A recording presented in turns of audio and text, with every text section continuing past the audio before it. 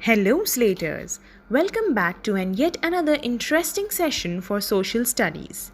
In our previous video, we have learnt different landforms and their uses, isn't it? Now, in today's interaction video, we are going to recapitulate some of the important points and also discuss some question and answers. At the end of the videos, there will be an image showing the questions that you need to answer before we meet in the next session. So, Slaters, let's begin. We all know Earth is the only planet which supports life because of its unique features. It consists of atmosphere, the presence of air, hydrosphere, the amount of water present on Earth. 71% of Earth is covered with water in the forms of oceans, seas, rivers, lakes, etc. All the oceans of the world are interconnected. Thus, the water level in them remains same everywhere. This level of ocean water is called the mean sea level. Lithosphere, the amount of land present on Earth. 29% of our Earth is covered by land. Slaters, we have already learnt that this 29% of land is not distributed uniformly throughout the world. This variation in land is called the relief features of the Earth. Now, Slaters, here are few questions for you. Please make a note of them and answer them in your classwork. First one. The height of the land and the depth of the ocean floor are measured from the mean sea level. Why? Explain. Second one. Land is not distributed uniformly throughout the world. What are the causes that creates these variations on the land surface? Alright, Slaters, let's move on. Now, do you all remember we have discussed about mountains and how mountains are being classified based on their origin? For India, Himalayas act as a better barrier not only against cold and hot winds, it also prevents us from the rain. Low-down monsoon winds of Indian Ocean from crossing over to the northern countries and causes heavy rainfall in the northern India.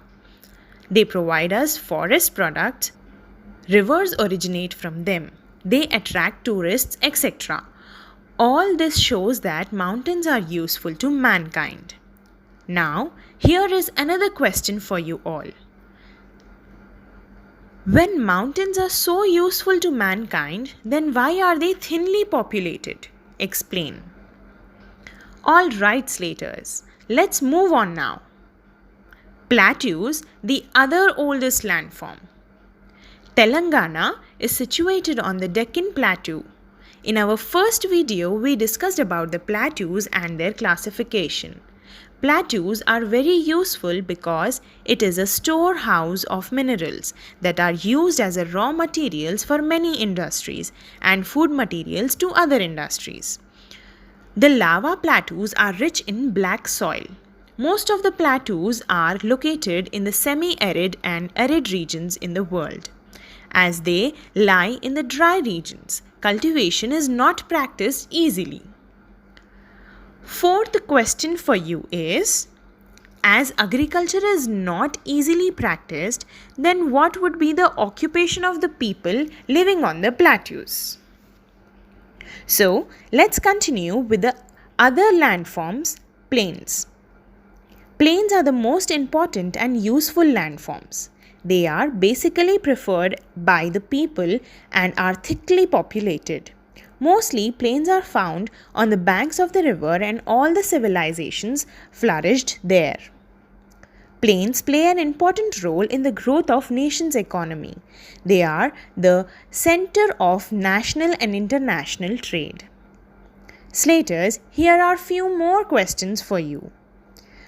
Which landform would you prefer to live on and why? Support your answer. Compare the life of the people living on different landforms, mountains, plateaus and plains in a tabular form. And before we end up today's session, a recap of the question that I posted to you in the interaction video and have a look. I want you to write down the answer for those questions in your classwork. First one.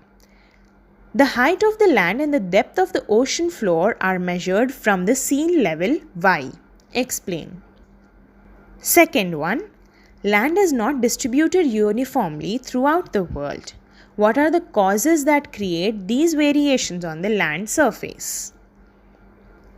Third question. When mountains are so useful to mankind, then why are they thinly populated? Fourth question. As agriculture is not easily practiced on plateaus, then what would be the occupation of the people living on the plateaus?